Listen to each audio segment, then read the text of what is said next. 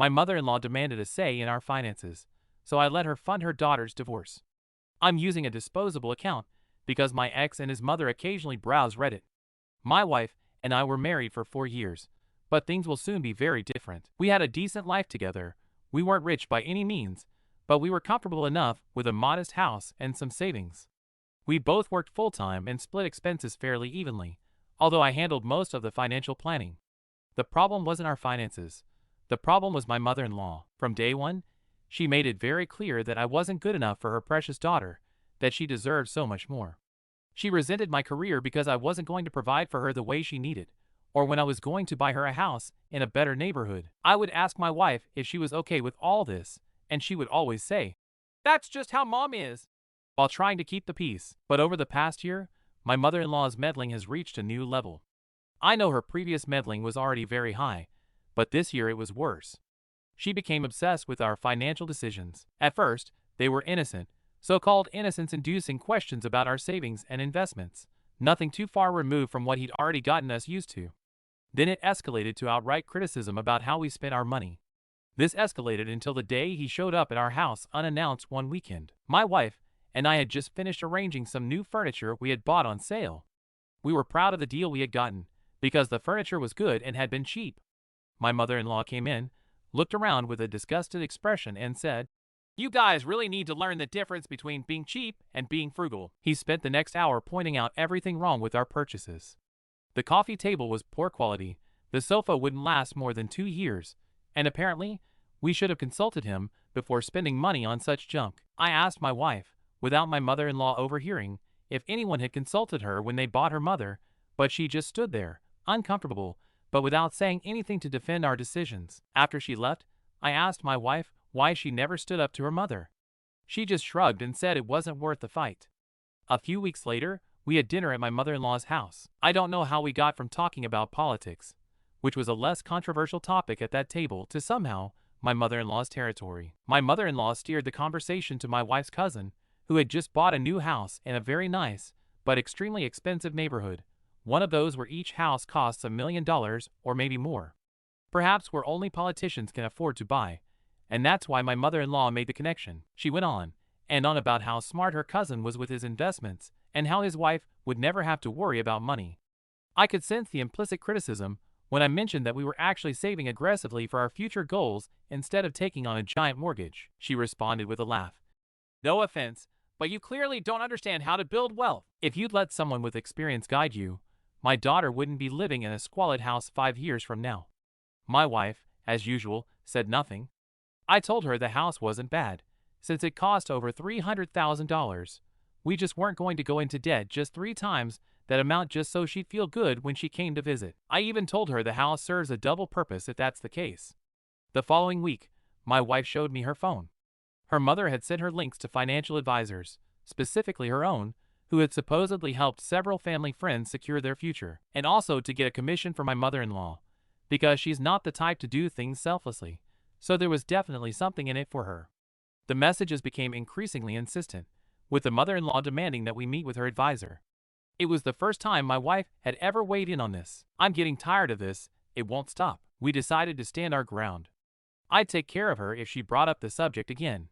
We didn't need some random advisor she knew, especially since I suspected this person would just report everything to my mother-in-law, but she wasn't one to take hints. He called me directly a week later, bypassing my wife.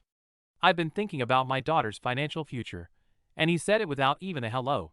"I want you two to set up a joint investment account that I can monitor. I need to protect my daughter's interests because men often leave her with nothing." I responded clearly that our finances were none of his business, and that my wife worked and had her own money, so he should worry more about her than us. We were adults who managed our money perfectly well. His response was, "Well, if you feel that way, maybe you need to reconsider my daughter's position in my will. I can't leave money with people who won't handle it properly." I know he was hoping I'd say something, doubt him, or whatever, but I hung up. When I told my wife about the call, she was upset. But here's the thing, she wasn't angry with her mother, but with me for being rude. We had our first real argument about her mother's intervention in our lives. She kept saying I should have been more diplomatic, that her mother meant well, and that maybe we should consider her advice just to keep the peace. I asked her if she was worried about peace or her inheritance. She insisted no, that she just wanted peace in her life. However, instead of having peace, when I told her mother to bury her opinions in her belly button, I didn't say that place. I was defending her. She wanted peace with her mother, not with her husband, whom she lived with. A week later, my mother-in-law showed up at our door with a man in a suit. It turned out to be her financial advisor friend. You might think that if he came to rob us, like many of these people do, he'd come wearing a ski mask. But there are people in suits robbing charity events to line their pockets all the time, so it wasn't much different. And here my mother-in-law needed a lot of charity, because she has very serious boundary and mental issues. Because I was really expecting us to sit right there and go over our finances with this stranger. When I refused to let him in, he caused a scene right at our door with the guy standing next to him. Judging by his rather surprised expression, I don't think this was the first time, so you can imagine the kind of business he does. It's like not flinching while watching someone soften up a guy with a baseball bat. If that's the case, it's because this isn't his first mafia-style business. The neighbors were definitely watching the show. Finally, my wife found her second wind and told her mother to leave. My mother-in-law looked shocked, as if she couldn't believe her daughter would stand up to her. She left, but the barrage of messages that followed was incredible. According to her, we were ungrateful, foolish, and destined for financial ruin. The situation worsened when my wife's brother called to warn us that my mother-in-law was questioning all the siblings about our financial situation and spreading rumors that I was financially controlling my wife. It was clear we needed to take more drastic measures to set boundaries. That's when I had my epiphany. Since she wanted so desperately to be involved in our finances, why not give her exactly what she wanted, but on our terms? I had discussed a plan with my wife. She was hesitant at first, but agreed that it might be the only way to handle her mother. So I called my mother-in-law and told her we'd reconsider her offer to help us with our finances. I told her we'd like to set up a special account where she could contribute if she wanted to get involved. She was delighted, immediately agreeing to meet with us. When she came, I had all the paperwork ready for what I called a family emergency fund. I explained that this account would be for unforeseen family emergencies only, and that we appreciated her desire to help us secure our future. My mother-in-law was so excited to finally get what she wanted that she signed the documents without reading the details. What he didn't realize was that the account was set up so that, although he could deposit money, he couldn't withdraw anything without my wife's and my approval. The terms clearly stated that any contribution would be considered a gift to the marital estate and would be used solely at our discretion for genuine family emergencies. He immediately transferred $25,000 into the account. I was surprised by the amount, but it confirmed what I'd always suspected. His desire to control our finances wasn't to help us. It was about maintaining power over his daughter. Exactly what he accused me of. Over the next few weeks, my mother-in-law continued sending investment advice and asking for account statements. I kept the information vague, telling her only that her contribution was growing safely. She seemed quite satisfied and even added another $10,000, saying we needed to diversify. At that point, I began to notice changes in my wife's behavior. She started staying late at work and being vague about her schedule. At first, I thought she was just stressed about the situation with her mother, but something didn't feel right. One night, while she was in the shower, her phone kept buzzing with notifications. I normally wouldn't check her phone, but given how she'd been behaving, I checked the screen. There were several messages from someone named Mike. The preview showed enough to know this wasn't just a work relationship. I opened her phone. We knew each other's passcodes and checked her messages. She'd been having an affair with this guy, Mike, who apparently worked in her department. The messages were explicit and made it clear this had been going on for at least 2 months. When she got out of the shower, I confronted her with the phone. She tried to take it away from me, then burst into tears when she realized I'd already seen everything. She admitted to the affair, claiming she felt suffocated in our marriage and needed some excitement. I told her to pack her bags and leave. She seemed shocked, as if she expected me to beg her to stay or something. When she realized I was serious, she started crying harder, saying it was just a mistake and she'd finish it immediately. I didn't care if she didn't finish it right away. She shouldn't have started. I'd spent years dealing with her mother's disrespect, and now this was over. I told her she had an hour to gather her essentials and leave. She could arrange to get the rest of her things later. She moved temporarily to a friend's house. She called me repeatedly over the next few days, begging for another chance. I stood my ground and told her I was contacting a divorce lawyer. She threatened to tell her mother I was stealing her money if I went through with the divorce. I told him, "Go ahead, explain to your mom how her precious emergency fund is going to pay for your divorce after you cheated on me. I'd like to see her face when I tell her, but she can live with this too. The call with my divorce lawyer was quite productive. He informed me that my wife had already consulted with 3 of the best divorce lawyers in the city. It was a classic tactic, consulting with the best lawyers only to have conflicts of interest and be unable to represent me. Fortunately, I found an excellent lawyer who wasn't on his list. He explained to me that she would likely try to claim half of our assets, including the emergency account, from her mother. But this was a fall-based estate, so we weren't going to split everything equally. That's when I revealed my plan for my mother-in-law's money. My lawyer actually smiled and said, "Well, that's an interesting way to handle domineering mothers-in-law." My mother-in-law had been so determined to have a say in our finances, and now her money was going to fund her daughter's divorce. A divorce caused, moreover, by her daughter's infidelity. I knew the road ahead would be complicated. My mother-in-law would be furious when she found out what was happening to her money.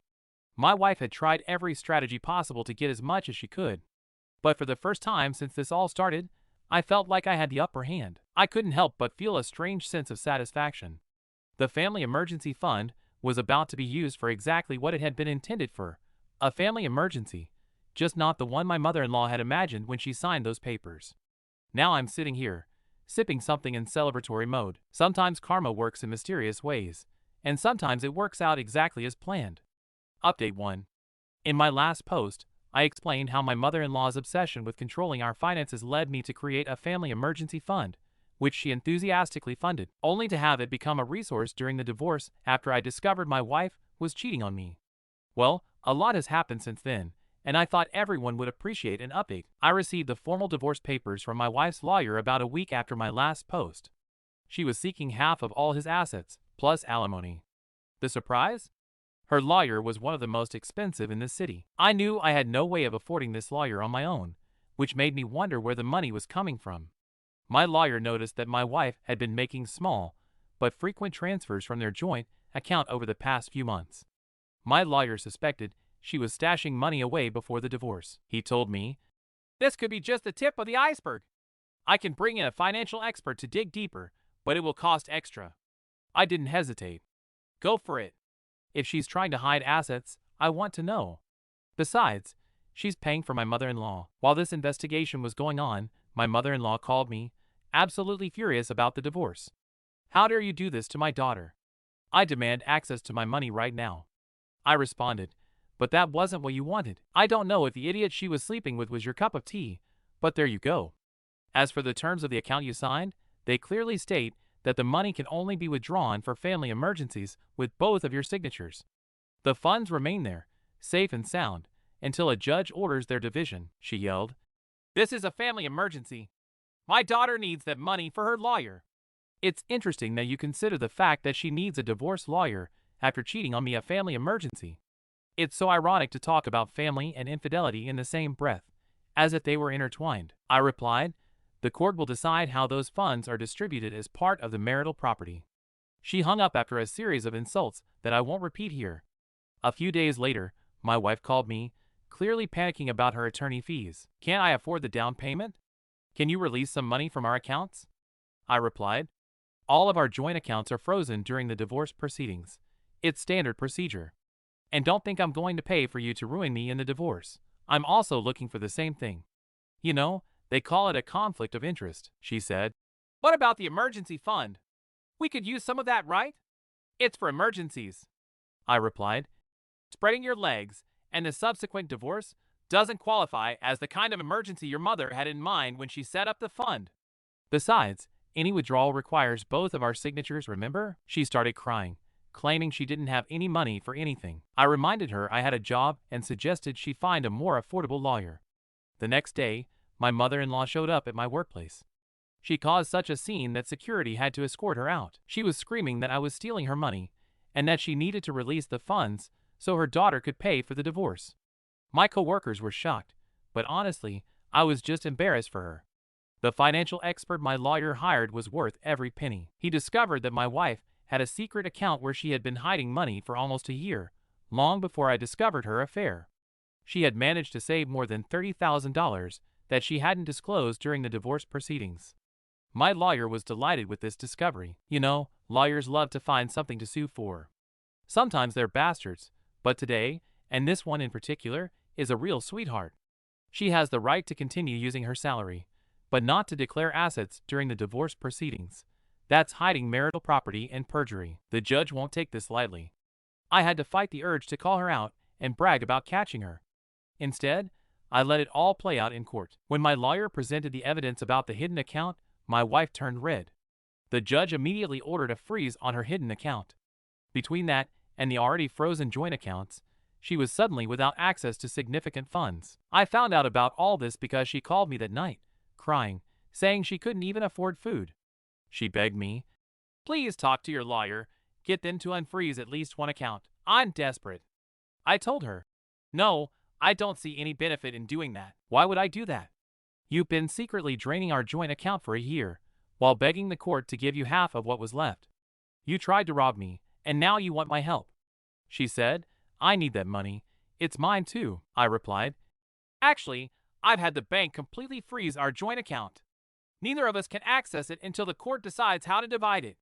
And when they do, I hope it won't be very fair because of your small deceptions, coupled with your larger deception." She started screaming that I was trying to deceive her, that it wasn't legal, and that she would have the bank unfreeze it. I replied, "The bank will only unfreeze it if we both ask for it, and I have no reason to do that. Unlike you, I declared all my separate savings to the court, so I'm not doing anything illegal. You, on the other hand, have proven that you can't be trusted with access to our joint funds." After that, things moved quickly. The judge was not at all impressed with my wife's attempt to hide assets. In the final judgment, I was awarded all the money in our joint account, plus 70% of the funds in her hidden account. Her lawyer managed to argue that some of the hidden money had been saved by her directly, which is why she didn't get 100%. What really upset her was that she was denied alimony. Her lawyer tried to argue in her favor, but the judge pointed out that she had a job and that her attempt to hide assets demonstrated wrongdoing. He was also ordered to pay a fine and reimburse me for the cost of the financial expert who uncovered his deception. I bought my share of the house to stay there. I still think it's a good investment.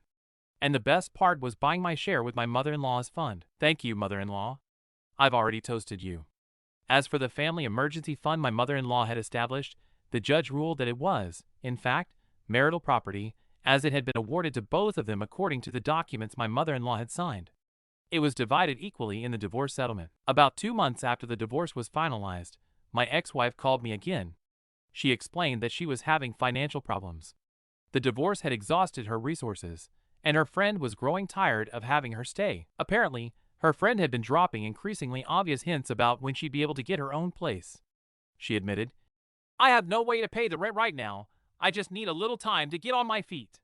Could I stay in the house for a while, just until I save up enough for a deposit on an apartment?" She couldn't believe what she was hearing. "You've forgotten what a divorce means. We're not together anymore. There's no way you're moving back in, even temporarily," he said. "Where am I supposed to go?" I answered, and Mike, who, for those who don't remember, was his adventure partner, "You can't stay with him." He completely ignored the question, which told me everything I needed to know. Mike had probably lost interest once she was actually available. Typical. "This is all your fault. You stole my savings. I'd have plenty of money if you hadn't taken everything in the divorce," I replied. "The only thief here is you. I'm sorry it went so wrong for you, but I'm not sorry. You tried something. It went wrong, life goes on. The only difference is that mine will continue with money and yours without," she responded, increasingly angry. "You took my emergency fund, my mother's. I need that money back." I told her, "The court already awarded it to me. If you want it back, talk to your lawyer." Although I doubt they'll be eager to help you after you lied to them, too. He called me several nasty names after that and accused me of financial abuse, which was very ironic, coming from someone who had secretly drained our joint account for a year. I told him not to contact me again and hung up. I've decided to have no further contact with her now. She's called several times since then, but I only answered the first time to reiterate that I didn't want to speak to her anymore. A doorbell camera captured her passing by the house once when I wasn't home, but she hasn't returned since. Like my mother-in-law, she'd been telling everyone that I cheated on her and stole her money. My ex-wife's brother actually called me to tell me he didn't blame me for what had happened. He said his mother had always used money to control people, and he thought it was time someone gave her a taste of her own medicine. I'd love to hear from my mother-in-law, but the reality is I don't, and I think it's for the best. That infernal swine must be spewing bile or acid from her mouth, but I don't want to be hit by her. Update 2. I know this is going to make your day, and I want to make your day because I've had a fantastic few weeks since I heard this news. If someone is a little depressed today, they won't be anymore. Remember my mother-in-law's financial advisor? This person was advising her, but about scams. Well, not really, but it sounded good in my head. Whatever it was, he scammed my mother-in-law, my ex, and some of my mother-in-law's friends and family. They were all scammed by the same man, and they all suffered the same fate. I should also say that this person is being sued by my mother-in-law and everyone else involved, and is facing criminal charges. But I'm still in this stable state of happiness, knowing that even if they sue him, they won't get anything back. This guy didn't have everyone's money stashed away in case he ever needed to return it. He spent it. He gave them investment advice that made him a profit, and while he pocketed the commissions, the victims lost their savings. My mother-in-law lost nearly $175,000, but the total scam is worth more than $1 million. My ex also invested his money in the scam, but in his case, it was only $5,000. That's all she could save to convince my mother-in-law to let her live with her. Apparently, and that's what I know, she told her that if she thought about her future, saved, and planned well, she'd let her live in her house.